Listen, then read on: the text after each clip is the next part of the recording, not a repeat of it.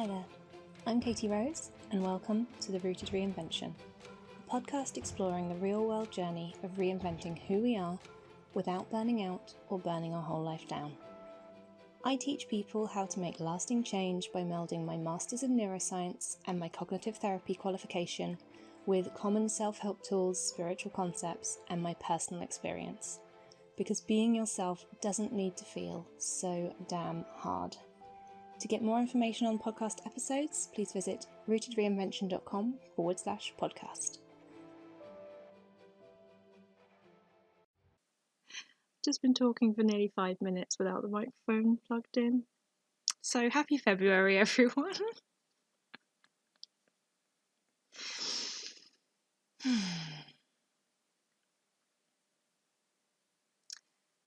We're about 6 weeks into 2021, and I am really noticing how my brain and my mind are responding to the outside world or even the inside world. So compared to last early February to this one, I've actually been watching some old episodes of comedy panel shows from 2012, 2013, 2014, because I happen to have DVDs of them. And my first thought when one of them gets close to one another, when they're leaning, when one of them will pat the other one on the shoulder or make a joke and their elbow might touch on the thing, I can just feel the anxiety in my body and my brain go, "You're not socially distancing.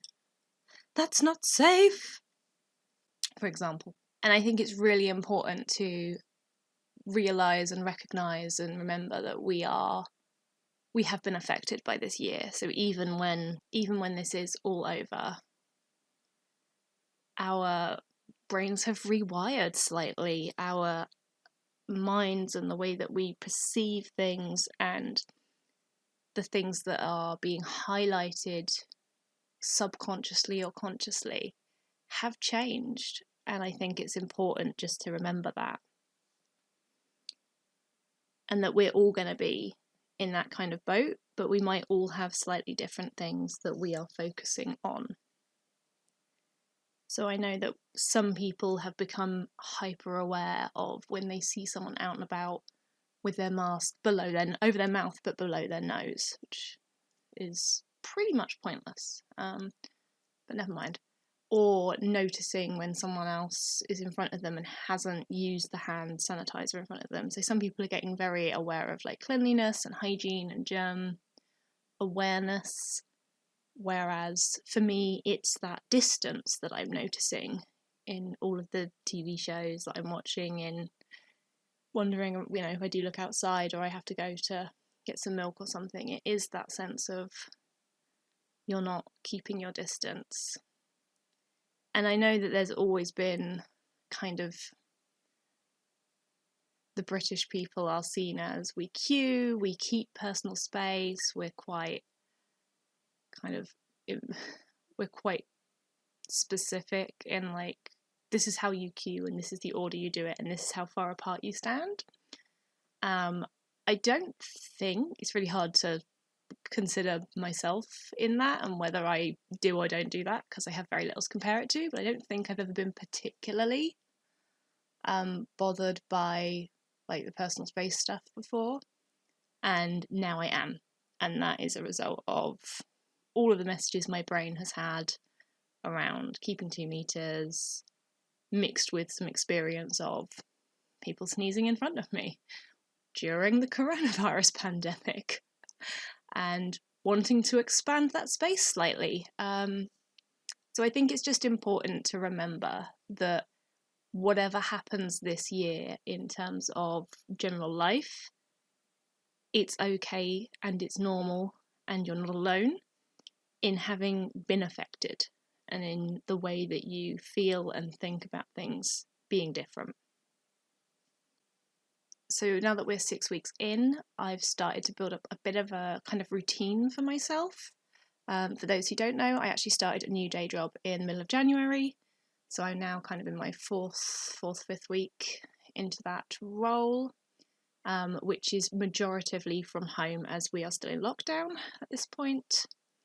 And therefore getting a bit of a routine with having slightly different kind of meeting times, and the type of work I'm doing has shifted. And despite having kind of left the house every day for the last year, despite lockdowns, as I was a key worker, although I'm not currently in a role that requires in-person kind of access at this point. And therefore, my experiments in daily living, which is what I think of, I guess, my life as being, have been around that routine and how I look after myself, and particularly like where I've noticed some of these impacts of the last year in my brain and how I manage that. And I'm not sharing this because this is the way, because I've figured it out, because you should do it like this, none of that. But I am aware that it can be helpful to hear what works for other people so that you can consider it. And I am one of these people who loves watching on like YouTube and things. I love watching the morning routine, updated evening routines, just to see what people are doing and what they're finding works for them. It's almost like a bit of social research for me, being the nerd and scholar I am.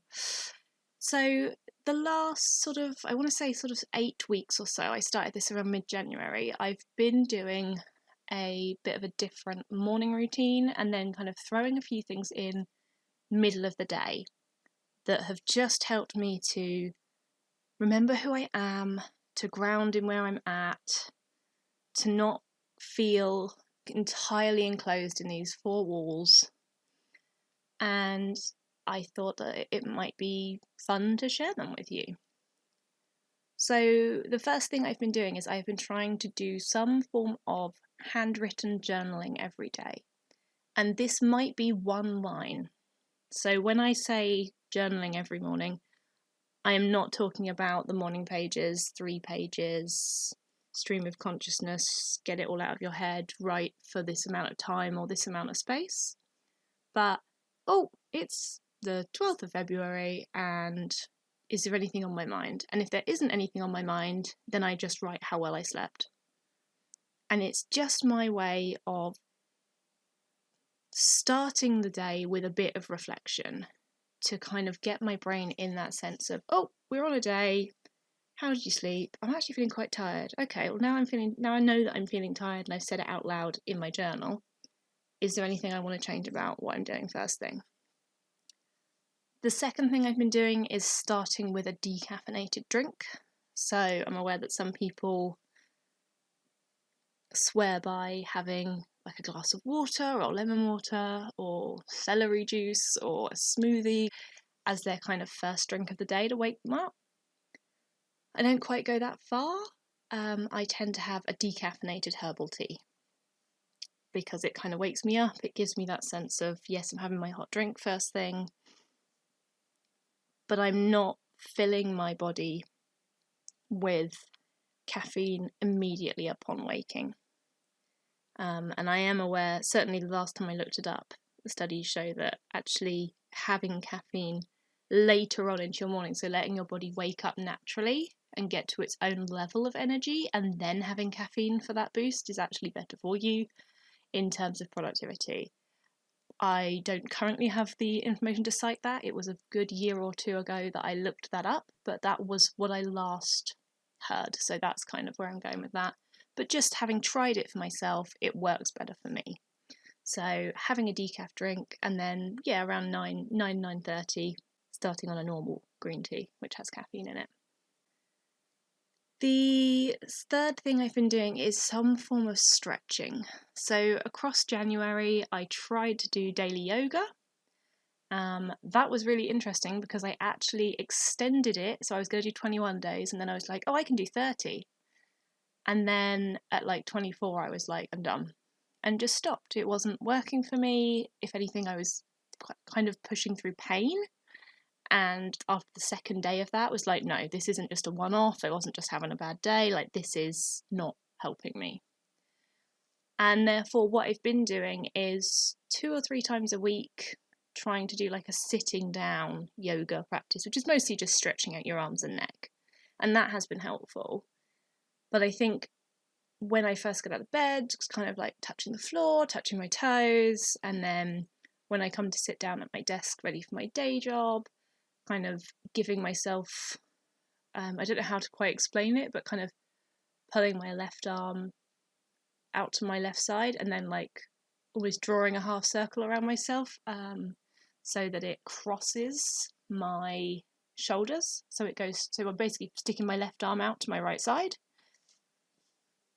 and sticking my right arm out to my left side so it goes across my shoulder-ish, not particularly flexible.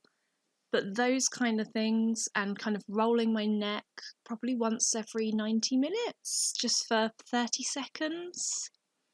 Those kind of like daily, throughout the day movements have really been helping me actually stay awake, which I was surprised about. They definitely, sort of moving my posture and moving my body has actually really helped me just to stay mentally alert, but also manage any kind of back pain and neck pain from having worked from home for a year in perhaps not ideal circumstances around environment.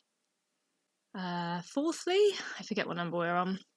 The next thing I appreciate is not going to be for everyone and is not going to be accessible for everyone, but it is to spend time with the cats. So I have 2 cats who are outdoor cats, because here in England there aren't any predators, but there is usually one here every hour or so who come, they come in, especially now it's cold. We've had a bit of snow actually here in England, which is not very common, so they've been in a bit more. But just when they come up and pop up on a Zoom, I'm on a Zoom call at work and the cat jumps on the desk and says hi and everyone says, "Oh, cute cat." Literally just having them on my lap and stroking them for maybe 30 seconds.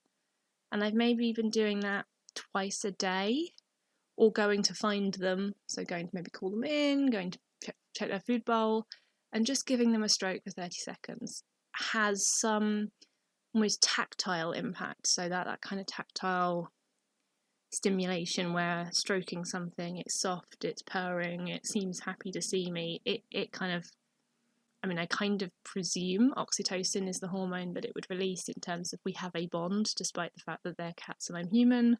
There is still that kind of relationship between us that is stimulated when making contact. And then at the end of the night, Smoke tends to lay on the bed with me for probably 5 minutes or so before he gets bored of it. And I put something on that I can listen to, so a YouTube video or something, and I just stroke his face and his ears, which is what he likes. And I've really noticed that has an impact on the way my brain is running, like the speed of my thoughts. So I appreciate that if you don't have a pet, or you have a pet that's very anxious or wriggly or not very liking being stroked, it might be that actually you want to cuddle up with a soft blanket for a few minutes and watch a YouTube video and just kind of be aware of the sensation of the fluff of the blanket, or even a cuddly toy, as far as I'm concerned, will have a similar physical bodily effect, even if it sounds silly kind of mentally. And then I've been tracking kind of how often I do things. So rather than say I need to write every day for an hour a day and hit at least 1,000 words, I've just been tracking, did I write today? If I did, what did I write today? Like what project was I working on? Was it fiction? Was it non-fiction? Was it an email? A newsletter? Was it an article? And how many words did I write? And I've been finding that tracking that, A, keeps me motivated to keep it going. B, helps me feel that sense of achievement even when I'm only writing, like I think yesterday I wrote 17 words. Now, writing under 20 words doesn't sound to me like a fantastic achievement. But if I write that 4 times a week all month, then I end up with 400 or 500 words at the end of the month that I wouldn't have known that I'd written. Again, I use this for exercise. So exercise, I don't tell myself I must exercise 3 times a week for at least 15 minutes a time or do this particular workout. But what I have been doing is saying, okay, maybe play Ring Fit or do a workout. I've got some old bodyweight workouts that I really enjoy, or even do one of those gentle kind of yoga sessions if I feel like I'm in the right headspace for it and it doesn't hurt my body.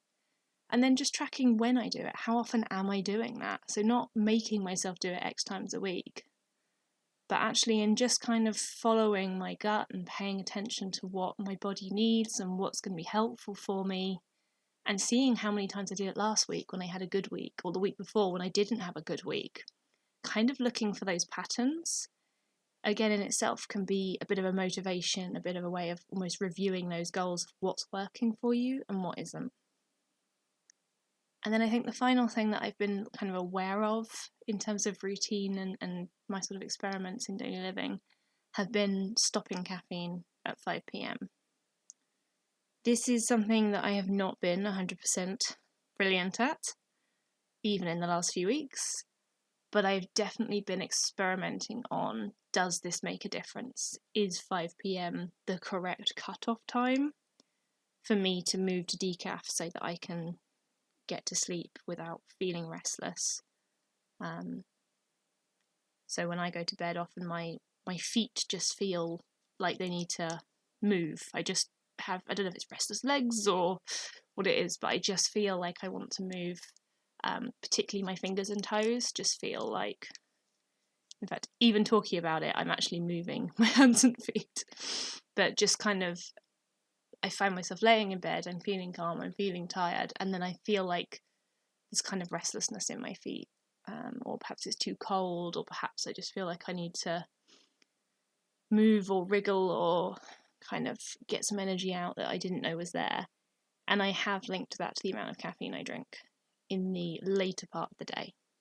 So I've always cut it off at 8, and actually I've then cut it back down to 6, which seems to work, and then I'm cutting it down to 5 on and off. Sometimes it's 6, sometimes it's 6:30, but I'm trying out, is there a point at which this is completely gone from my experience, or is this something that is just, it's going to be there sometimes, but having the caffeine later definitely makes it a difference or not. So I'd love to know what kind of things you've been doing to look after yourself during this crazy year. And if you've been trying anything in the last sort of 6 weeks since the new year started, and how they're going for you. Because again, it's okay to try something, find it doesn't work for you, and then try something else, much like I did with the daily yoga. It sounds great on paper, it ticks a load of boxes, I feel like I've achieved stuff. It was hurting my body, and therefore I stopped, and that's okay. And that's not a failure. If anything, that's success, that I was able to listen to my body, I was able to try something out, see what didn't work for me, and then use that to move forward.